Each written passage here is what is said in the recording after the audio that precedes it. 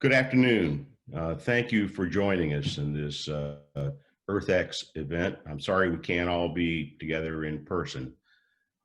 We have a true panel of experts here today.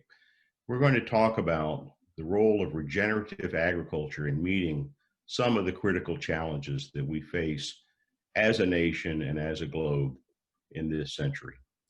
I'm Alex Echols. I'm with the Campbell Foundation. My expertise is in species, water quality in various landscapes, including both public and private lands.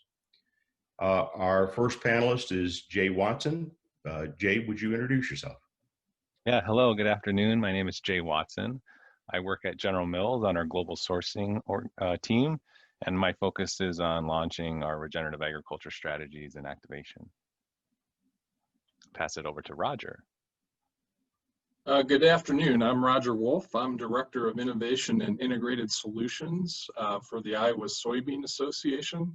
Been working in soil and water conservation for 30 years and really looking forward to talking with you all today. Turn it over to Debbie. Great, thank you. My name is Debbie Reed. I'm the Executive Director of the Ecosystem Service Market Consortium and our Research Consortium. And I have a long history of spending time on climate change and agriculture and carbon markets and other ecosystem service markets. And I'll turn it over to Bruce Knight. Thank you, Debbie. Hi, I'm Bruce Knight. I guess you'd call me a conservation entrepreneur, if you will. A lifelong farmer and rancher in South Dakota. I also have a conservation consulting business and a former chief of a USDA agency called the Natural Resources Conservation Service, which has a 80-year legacy of putting conservation on the ground. And today we'd call that regenerative agriculture. Back to you, Alex. Great, thanks for all. I'm going to start with a quick overview of agriculture and why we need to engage the agricultural community to be a leader in delivering on the environmental challenges, goods and services that we need today. So very quickly, we have experienced in the past 50 years a drop of 2/3 in the total worldwide wildlife populations. Much of that has not occurred in the US, but around other parts of the country, other parts of the world. We're truly facing a huge drop-off in wildlife populations. Everyone in this country is very concerned about the availability of clean, abundant water. Very few people realize that 80% of the precipitation that falls in the continental US falls on private lands. So if you care about water, you better care about private lands. In this country, the vast majority of species diversity occurs on private lands. And in fact, over 90% of species that are listed as endangered and threatened have their primary habitat on private lands, not on Forest Service lands, not on Fish and Wildlife Service lands, but on private working lands. These same lands provide us with the key opportunity to address greenhouse gas emissions, not only to reduce the emissions that come from agriculture, but also to sequester emissions on a greater scale than any other mechanism. And finally, my favorite, it's where I get the food, fiber, and increasingly fuel that we all need to get through our life. So very quickly, I want to call out the challenges of conservation in the last century were very different. This is Coon Valley, Wisconsin. It's where what is today the NRCS did its first project. This project was led by Hugh Hammond Bennett, the first director, and was designed by noted conservationist Alva Leopold. And it's very clear that this farmer could see why he had a problem associated with conservation delivery on his farm. The problems that we face today are very different. They may be hundreds of miles removed from the farm. There may not be an on-farm cost associated with the environmental problem, but we know we've got to address those kinds of problems. I want to point out very quickly one of the challenges facing agriculture. Everybody is keenly aware of world population growth, increasing demands on agriculture. What I would point out, though, is the graph on the right, that black line, shows you what we anticipate world food demand is going to be. So it's not just driven by population growth, which is that gray line at the bottom of the graph, but it's driven by how people are changing what they eat. So most of the world today lives on about 1,000 calories of rice or grain. Most of the world today aspires to have a diet that's much more like ours. And so that means growing food to produce food. So we're going to have to substantially increase food production to meet global population demands and, frankly, societal demands and expectations as economies emerge and people have higher expectations. There are many threats to agriculture. So bottom line, we're going to have to produce more food on a smaller footprint, which means we're going to have an intensification of the ag production on those ag lands. We have to have a commensurate intensification of conservation. And that's what regenerative agriculture can allow us to do. If we can figure out the mechanisms to have regenerative agriculture adopted on a large scale, we can meet those dual challenges. Finally, I just want to point out there's going to be a lot of change in farming. 2 dairy farms close to where I live, 1 an organic farm in Pennsylvania on the left. You can imagine what's in that creek. No fencing, cows letting loose in it all the time, not to mention all the soil that's run into it.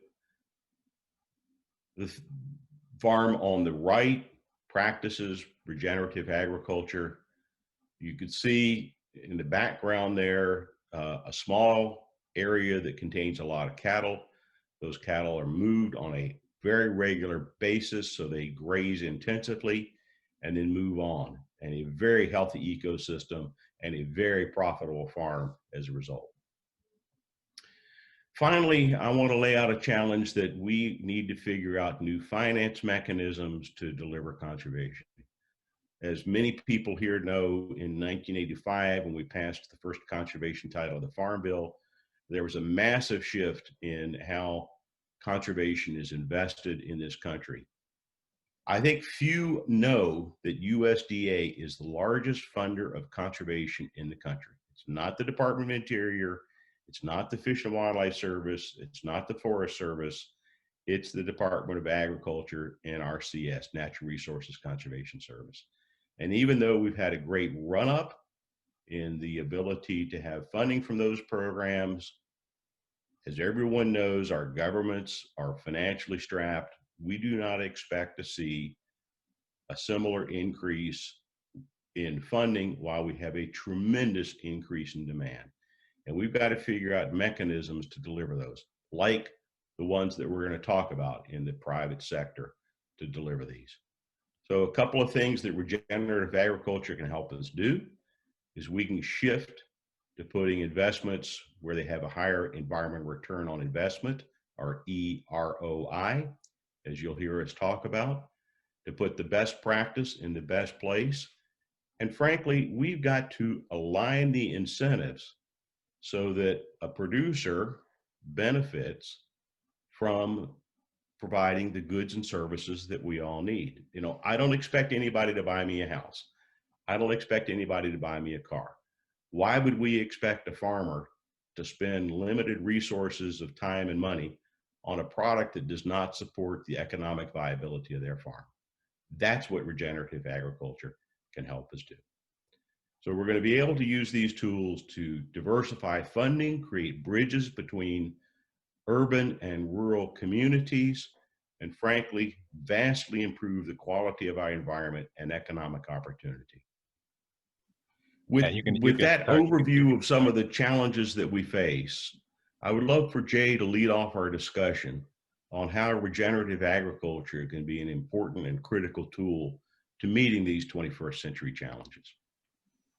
Yeah, thanks, Alec. And I'll provide a quick overview and how at least one company, General Mills, in the private sector is looking to come alongside some of the public sector efforts and funding mechanisms to advance regenerative agriculture in our key sourcing regions. And so first, I'd like to start off by just defining what regenerative agriculture is for General Mills. And we define it as a holistic principles-based approach to farming and ranching that seeks to strengthen both ecosystems and community resilience. And our focus is very much on these outcomes. Measuring outcomes, we want to pay for performance, pay for outcomes versus practices. And we look at outcomes of, first and foremost, farmer profitability and economic resilience, making sure that that's at the forefront. We want to improve water outcomes, outcomes in biodiversity, soil health, and then for animal-based systems, animal well-being. And so we take that definition out into the key sourcing regions where we operate and find local partners on the ground to collaborate on farmer-focused programs really designed to bring a holistic surround of support where it might be financial, technical assistance, social, cultural support, working with local policymakers. Really, it requires this holistic approach, again, to ensure that farmers have the resources they need to be successful, and really going down a path that's largely unfamiliar and very different from what previous generations have done. And so again, our definition at General Mills, our focused outcomes, we are very aligned with the principles of soil health from NRCS. And we really, again, take the principles and outcomes approach and intentionally leave the practices flexible, because one of those principles is context, and we need to apply regenerative principles within the context of each farm operation. They're all unique, no two farms are alike. And Alec, you provide an example of organic and conventional, and that's what we really like about regenerative agriculture. It provides an inclusive approach for all types of agriculture everywhere, where the principles are universal, where an organic producer will find ways to apply regenerative differently than a conventional producer, but regenerative, we believe, can raise all boats. So that's what I'd offer, at least for a little bit of an introduction, and I'd welcome input or comments from the other panelists. Thank you very much, Jay. Deb and Bruce, can I call on the two of you to comment about a couple of items? How do we help deploy this at scale on ag lands? So how do we take this message that General Mills is articulating very well and actually see it implemented? And how do we also document that there really is performance? We have seen several environmental markets stood up that frankly failed to document the performance of what we were trying to encourage, like reductions in greenhouse gases or water quality improvements. Can you all talk about deployment and assessment? Yes, thank you, Alex. I can start. So at the Ecosystem Service Market Consortium, we are a public-private partnership, and we are working together with the entire agricultural supply chain and value chain to scale a national market for agriculture. And it was conceived and designed exclusively for the agricultural sector. We as a society are asking a lot from the agricultural sector. We are asking not just for the generation of food, fuel, feed, and other benefits, but we're also now asking them to change their practices so that benefits to society, such as mitigating climate change and improving water quality and water quantity, are additional products that they are producing. So we, as an organization, are focused on becoming a change agent so that we can provide the tools and the resources and a market-based program to provide financial incentives to the sector to actually generate those products. But to the point about outcomes, we are an outcomes-based organization. So we focus on agricultural systems as opposed to practices. And we actually just measure and monitor changes to soil carbon, to net greenhouse gases, to water quality, and to water quantity. And we not only measure and monitor those changes, but we then verify them, certify them, and monetize them as credits to sell to the demand side sectors. For us, corporate America is a large part of that demand side because they're faced with the same risk that farmers and ranchers are feeling on the landscape, on their land. Not the least of which is due to a changing climate and the impacts of severe weather and erratic weather patterns. So droughts, floods, derechos that we saw in the Midwest, for instance. And corporate America that sources from the agricultural sector shares in that risk of production. So we are working together in this partnership, and our theory of change is by providing the resources, by providing a national scale harmonized market, we can build ambition of these corporates to help meet their commitments to reduce environmental footprints. And we can provide the tools and the resources to the agricultural sector to do the same. Bruce, can you expand further on not only scaling this, but also why would a farmer invest his or her limited resources to improve these kinds of ecosystem deliveries? Thank you, Alec. And I'll also respond a little bit to Jay's definition of regenerative, if I could. I bought my first set of cows for the ranch in 1976. Bought my first tract of land in the early 1990s. And at that time, my father pulled me aside and said, "Son, while you own title to that land, you're actually the steward of the land, and your job is to leave the cows in the land in better shape when you pass it on than when you got it." And that is, at its heart, regenerative agriculture. My grandfather had given the same advice to my father when he started farming after he came home from World War II, having grown up in the Dust Bowl. So the legacy of needing to take corrective action on what at the time was common knowledge, what at the time was the best available science, and convert that into conservation is really what's so important in the farm and ranch community. And that's a matter of education, it's a matter of respect, and most importantly, it's a matter of economics. So those aspects of conservation for which you can see an immediate return on the bottom line as a rancher or as a farmer are the ones that are responded to more quickly. So soil erosion, the gullies that you showed in your slide, Alec, that's obvious. The need to have good grass and have more grass so that I have more cows and more pounds of beef each year, that's intuitive. That's very logical. And so those are in many cases some of the first conservation aspects that go on. So the challenge today with regenerative is how do you make this come alive for the farm manager, the farm decision maker, in a way that works and works today, and do that on scale? Because we have to get tens of thousands of farmers and ranchers making very independent decisions in the same direction about how to improve what in my term is conservation, but with today's generation is regenerative. Roger, let me ask you to talk about two issues. So the Iowa Soybean Association is doing some of the absolutely best work in the country to go out and deploy conservation and measure the results.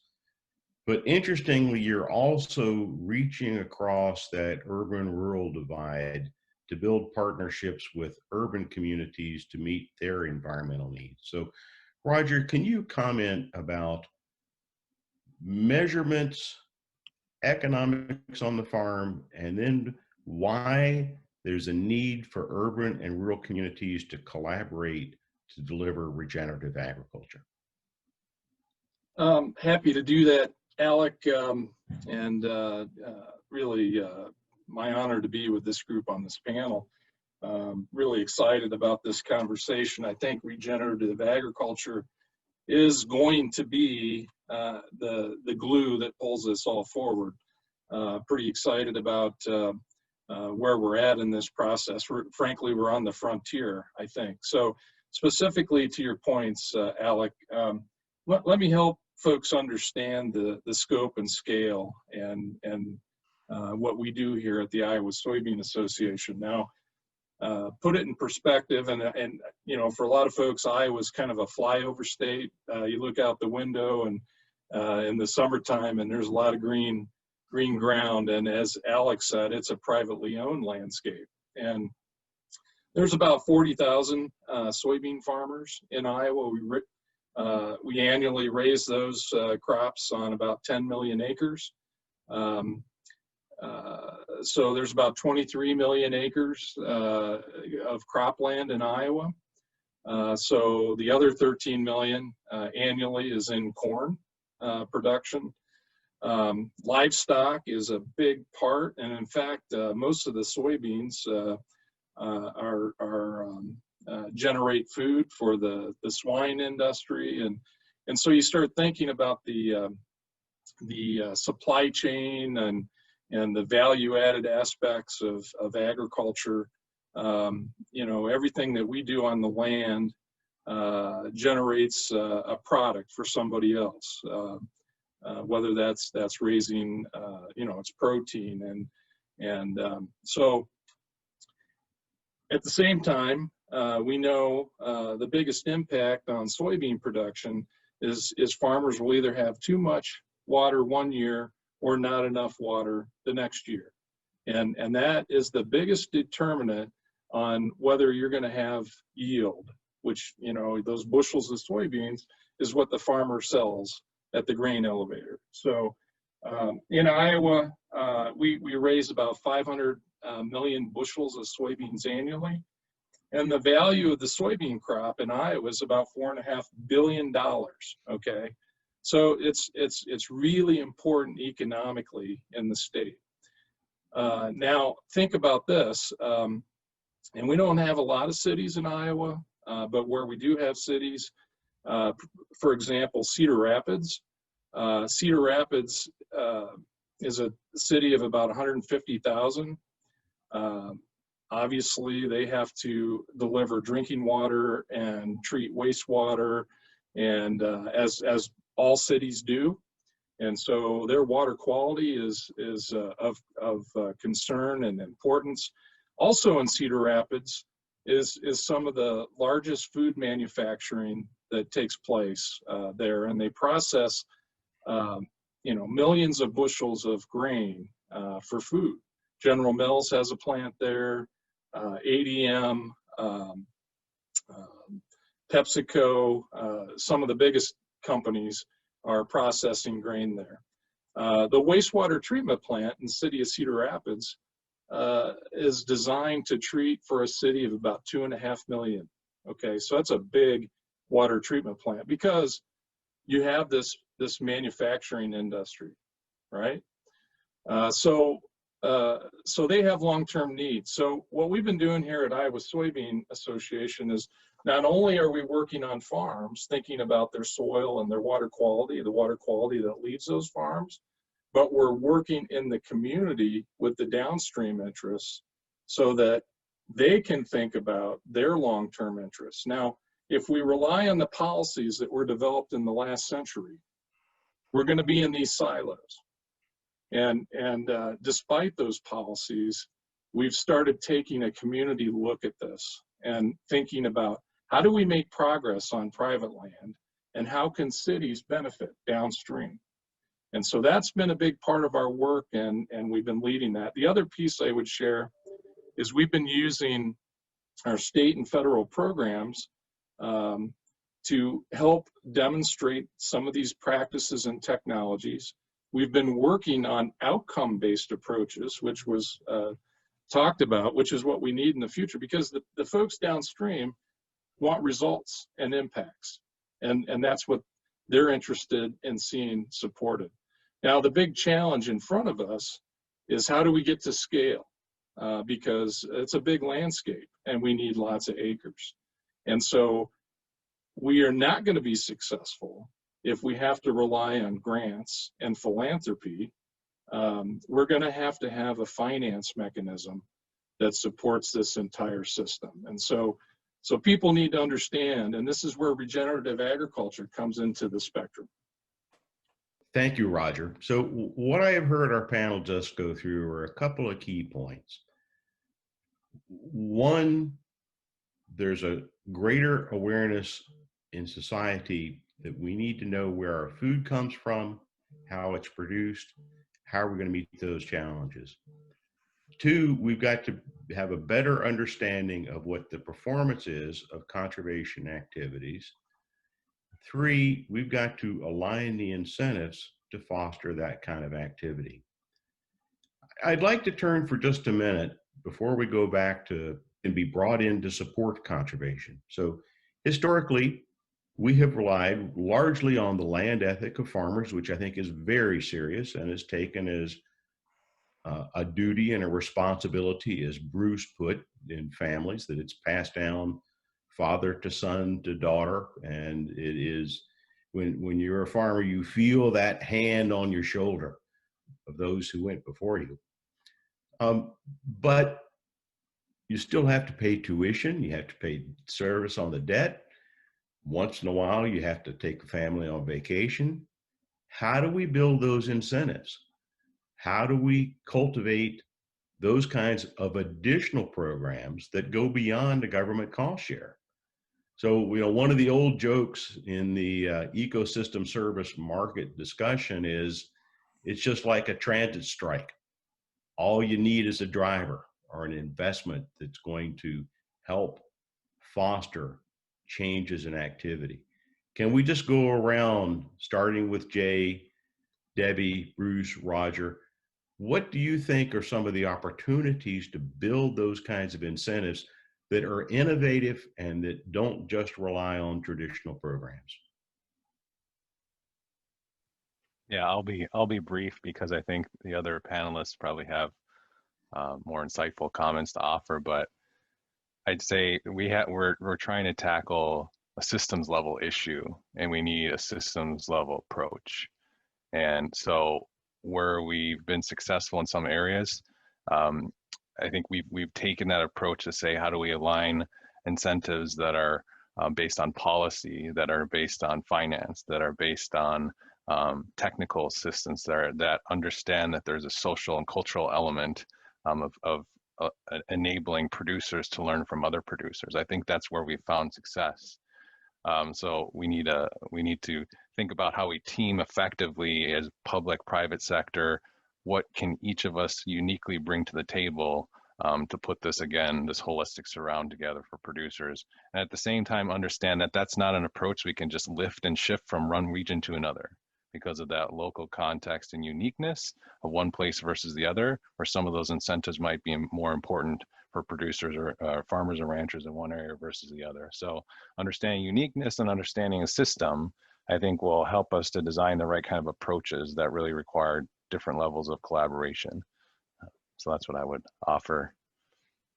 Maybe toss it over to Bruce or Debbie to talk about their point of view. I'll catch that ball. Yeah, great. When I was chief of the Natural Resources Conservation Service, I had about 12,000 employees working for me on any given day, and about $3 billion a year of taxpayer funds to invest in conservation. That put a lot of conservation on the ground in the neighborhood of 25 to 30,000 farmers a year that we would do cost share with. But if we accepted 25 or 30,000 contracts a year, that meant that they turned away 75,000 to 100,000 farmers because there wasn't enough money to transfer from the taxpayer to do that. Those 12,000 employees have now been reduced by 3,000 or 4,000, and there's even more work to be done. So we need to find private sector solutions that do this. The great thing about it is that today's food movement, in my opinion, is helping solve that and make a systems approach more acceptable and more doable. Because people seem to care more about where food comes from than they did 20, 30, 40 years ago. The conversation in restaurants with chefs about how was this grown? Where did it come from? What conditions were put on the production of that food? The conversations that are occurring with grocers in the same way manifest themselves through the entire food chain to the kind of leadership work that General Mills and many other companies are doing that are reflecting it both in the expectation of the food that's produced and in the price of the food that's produced. And so consumers, just as they can make a difference on recycling by making sure that something doesn't go in the trash, but instead goes in the recycling bins, are making a difference on conservation by asking questions about regenerative agriculture. Now, what's great about this is that those questions are not manifesting themselves with a single set of solutions around just soil conservation or just water quality.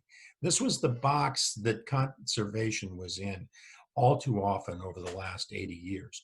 But now the movement is towards a systems approach that increases carbon sequestration, addresses water quality, addresses soil erosion, and increases the quality and the capacity of growing that food, and able to do that at scale. So one of those solution sets lies with the work that Debbie Reed's doing. So I'm tossing it to you now, Debbie.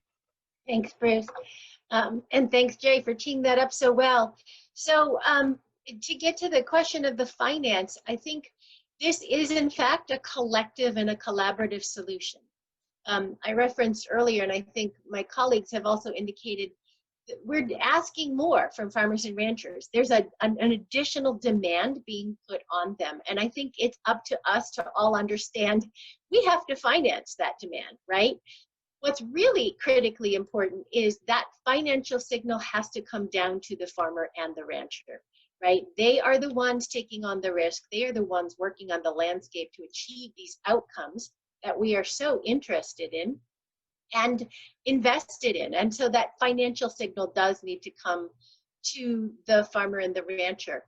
I think ecosystem service markets are one way to do that, but they're clearly not the only way, because we have to look to all of our partners across the agricultural supply chain and the value chain. So ecosystem service markets can in fact take a role of measuring the impacts and of being transparent about what moves the needle and where, right? And over time, we will benefit from tracking what in fact works in one particular region or production system, because it might not work in others. So we have a big task in front of us. Finance, to your point, Alec, is an incredibly important role there to make the impacts happen and make them scalable. But we all have to understand we will need to pay more, right? We will need to finance this. It can't fall solely on the farmer and the rancher. So I appreciate all of the work of my colleagues in this space and this panel, because everyone is in fact stepping up and doing something. And we see corporations such as General Mills taking on a large share of that and understanding that it's perhaps not as easy as we might have thought, right, when we started this endeavor. So I think that's, it's a collective financing opportunity that we bring. Let me ask Jay and Roger to comment on branding of sustainable conservation or regenerative conservation. So one of the slides I showed early on was the difference between an organic and a regenerative farm. And I'm not trying to slam organic. Organic is important, but I wanted to point out that organic's not necessarily better for the environment. But organic has done an amazing job of creating a brand. And there's now definitions of what organic are, what a farmer has to do to meet organic production requirements. Consumers have stepped up and purchased organic. Farmers typically have a higher unit price for organic materials. It may be a higher cost to produce, but there's a brand associated with that.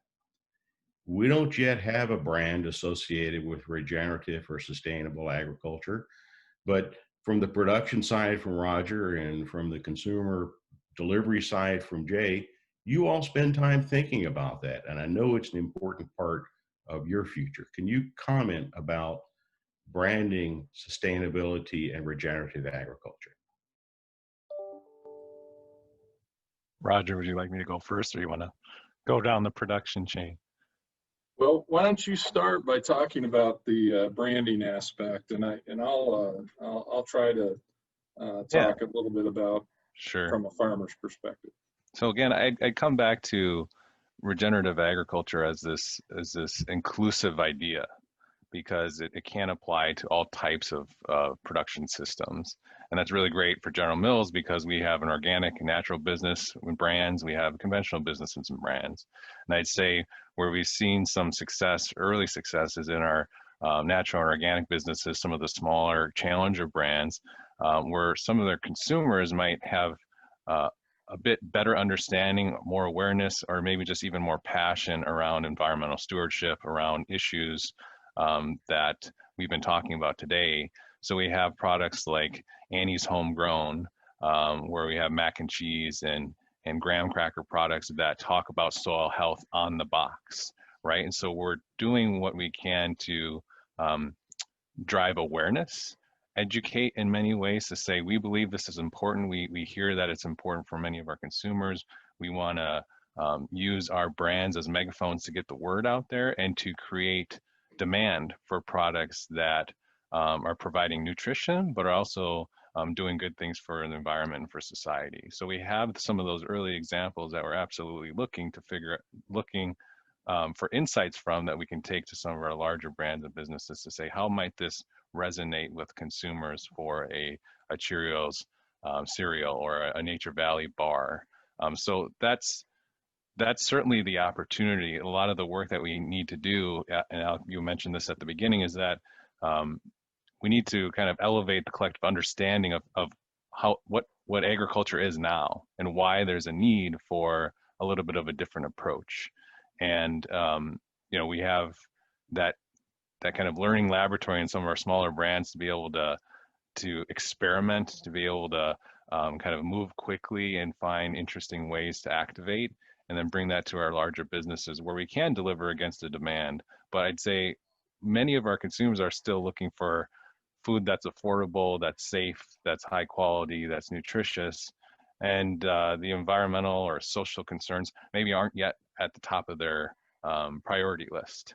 And especially in the times of the pandemic now, we see one portion of the consumer set that's even more interested in creating a resilient food system because they've seen the strain that it's come under, but some that are just very much about, how do I feed my family? And so not to, again, treat all consumers alike, we need to develop solutions and products that deliver against the unique demand that they have. So we're excited for that opportunity, along with many other food companies, to deliver against that demand, but also create some of that demand by talking more about regenerative agriculture, its promise, and why it's really important. Jay, I'd like to take that a little bit further, and I'm not an expert on marketing and branding of food products and things like that, but the comment that I would make is that the supply chain sends market signals, right? And so from my perspective, there's room for all kinds of approaches, and farmers will step up and meet those customers' interests. And so I think I take a very broad view, particularly when you think about these systems approaches. So I'm also motivated. I need a market driver that's going to get lots of acres on the ground, right? And so I'm hoping that the regenerative brand that eventually emerges, and I think we're at the frontier of defining that brand, I want to see it expansive enough that it can support a market signal where lots of acres and lots of farmers can participate. To Bruce's point, he talked about the challenge with the taxpayer-supported programs, we got to think much, much bigger. For example, in Iowa, for us to meet the nutrient reduction goals for the state of Iowa is a $4 billion price tag, right? I talked about the 23 million acres of row crop agriculture.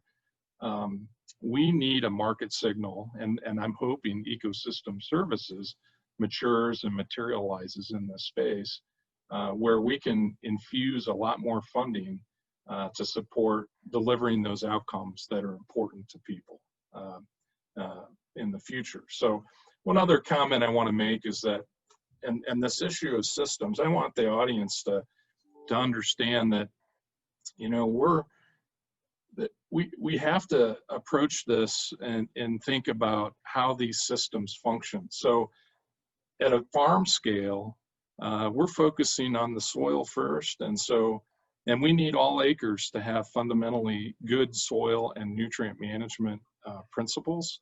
Now, when farmers do that, they do that through reduced tillage or no-till or strip till. They introduce growing green plants on the shoulders of the typical cropping system, so cover crops. Now think about the outcomes that are produced from those practices, right? The soil is more resistant from erosion. It's sequestering nutrients in the soil. We're reducing runoff. And so if we can monetize those outcomes, and that's what we're talking about in the ecosystem services, monetizing those outcomes. Now, long-term for a farmer, their interest is, how do I grow a crop successfully year in and year out? The concept of regenerative agriculture is if that production system responds, their yields are going to go up. Their ability to manage their nutrients are going to go up. And so there's private value capture for the farmer.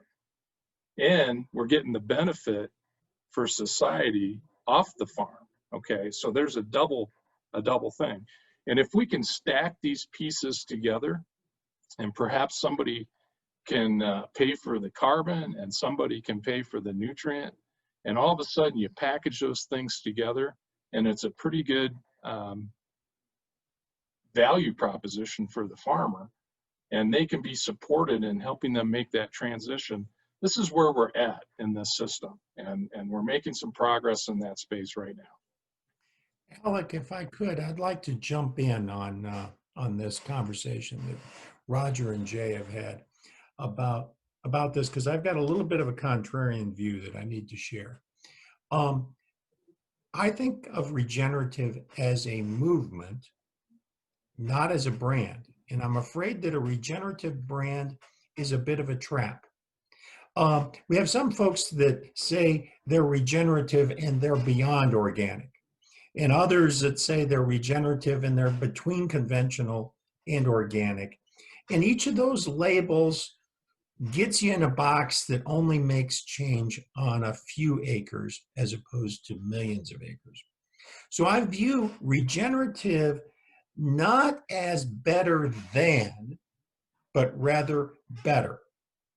Regenerative is not better than, it is about being better. And as a systems approach, we want to have a lot of farmers embrace the concept of regenerative as opposed to feeling alienated by it. And so for me, this is a very delicate walk. Now I want General Mills branding that they're more regenerative, and I want them to get really competitive with Kellogg's and Unilever and Danone and every one of their competitors about their farmers and their supply chains being better and then paying farmers more. So this is where I want my regenerative cake and eat it too. I want them to do the branding, but I want the regenerative effort to be a movement. And that's a very, very delicate walk. I completely agree. It already is a movement, and it's a farmer-led movement, and it's a movement that we're trying to support in our own unique way. Mm-hmm. I do worry in the same token that it's going to become an us versus them, much like we have with conventional versus organic now. That's why I think talking about it as a movement that can benefit all systems, all communities is the right approach, because then it's an us versus a we versus them. So I couldn't agree more. And I think the market demand and market signal and marketing opportunity with branded businesses like General Mills is one of the opportunities, because we know with regenerative agriculture, for some of these producers who are far down the path, they're not doing it because there's a market. They're doing it because it's the right thing for their business, for their farm legacy, for profitability. Those are finding ways to improve nutrient cycling through better soil health, finding a way to reduce cost and build more resiliency into their operation. Where those demand signals aren't there yet, we have farmers that are doing it. So it's not to me, my comments weren't to say that the demand on the market side is going to drive all of this, because it's already happening. So finding a way to keep it inclusive and not drive more polarization in this country, I think is an approach that we're really supportive of. I think this panel's done a superb job of describing how difficult it is and how many moving parts there are to make large scale change. That in some cases, it's going to be very product branding specific. In other cases, it's going to be building a series of incentives, counting benefits that may accrue on farm, as well as those that might be monetized off farm, and the role of consumers in understanding more about their food to drive that demand. So bottom line, we need to develop some additional incentives and the market systems that can get those there, as well as we need to reform some of our government programs so that they're more market driven. One of the things that's a little intangible is, how do we measure these environmental outcomes from various conservation practices? I know back when we first wrote the conservation title of the Farm Bill, we created, for example, wetlands protections. We couldn't agree on what a wetland was. Today, we not only know what a wetland is, but we know how to build one, and we know how to build ones that have different kinds of ecosystem service production. One of the things that I find very exciting is the major revolution in agriculture in the past 20 years has been the adoption of technology. Farmers are very quick in adopting technology. The conservation community has lagged, and we need to adopt technologies that can measure what are the conservation outcomes. Measuring conservation outcomes by acres enrolled in conservation, miles of streams that have had buffers put around them, that doesn't tell us what the environmental quality is, meaning the water quality, the air quality, the carbon sequestered. Can we have a quick discussion about the role of technology in actually measuring and monitoring environmental outcomes? Certainly. This is one of the great things in conservation. The old way of doing things about just practices, miles of buffers, miles of terraces built, are the result of good sound conservation, but you're measuring those practices because that's the best you could do. What I have here is an old transect, if you could, that is every 6 or 8 inches shows a little red bead that used to lay 100 feet across the field, and you would measure the amount of straw left in the field, and that would tell you whether or not there was conservation tillage. That can now be done today with satellite imagery.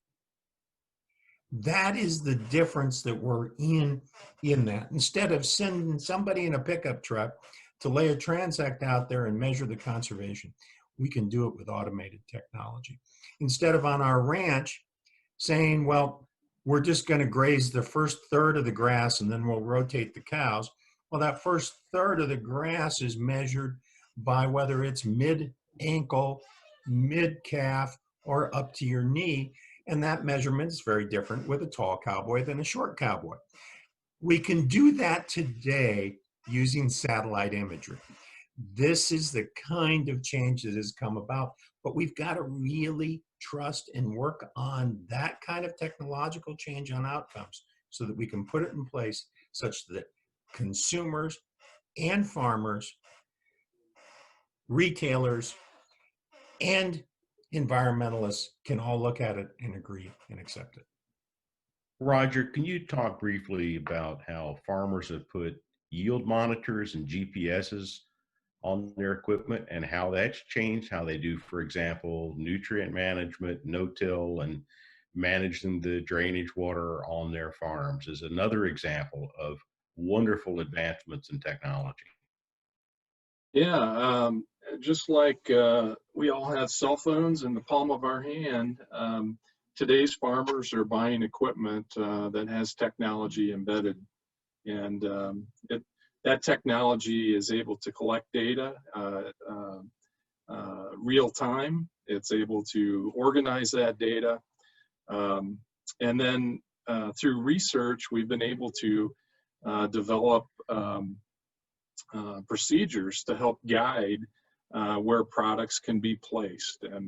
And so this is what's known as precision agriculture.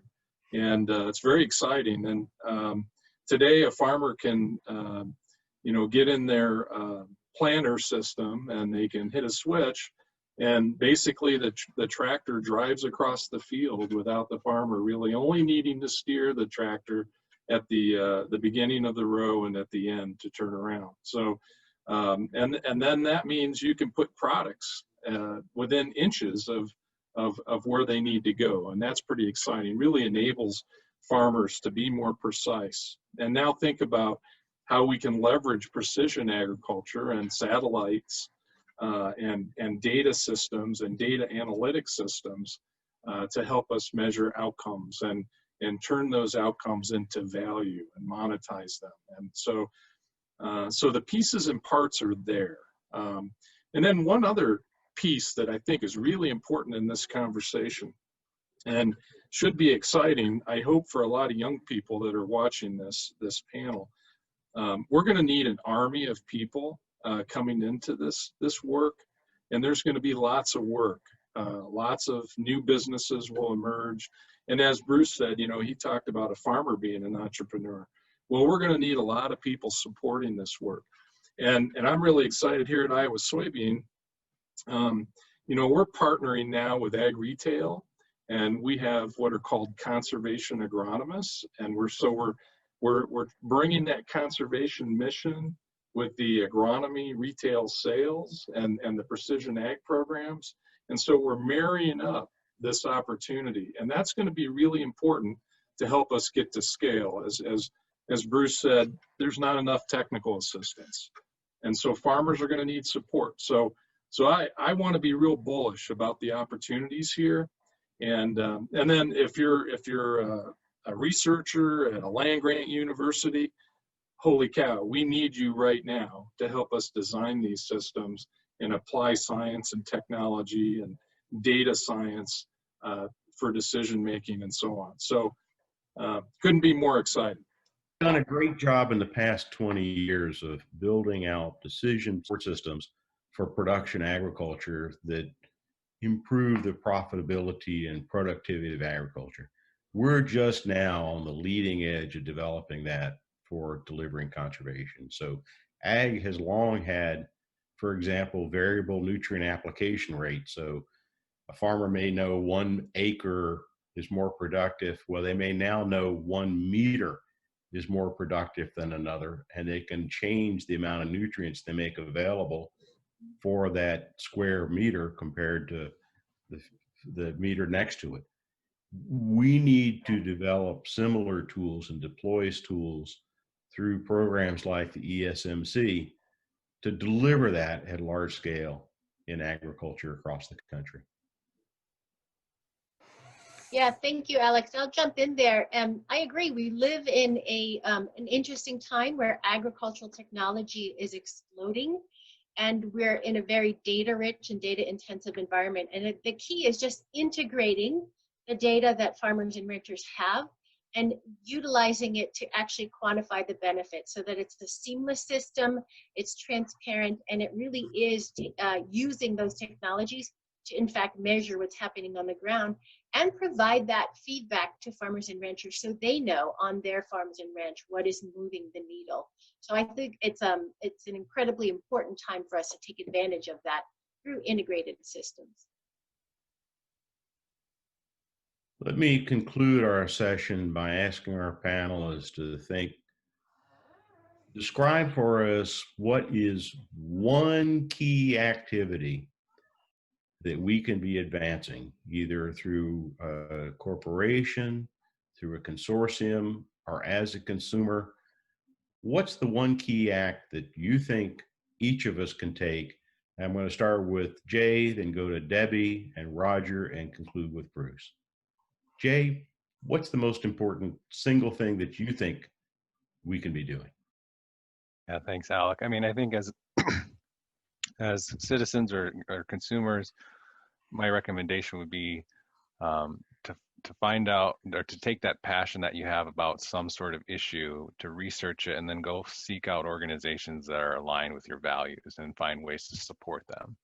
And that might be conservation organizations, that might be, we're talking about agriculture, sustainable regenerative agriculture, that might be farmers in your area that are practicing, you know, they're taking those principles and deploying on farm and finding a way to support them with your dollars. It might be finding food companies that are playing a role in advancing the overall effort. It might be connecting with your local legislators to figure out what they're doing to support the movement. So I think just getting involved in some way, and I think that would be the call to action, is to align those values with organizations and interests that you care about.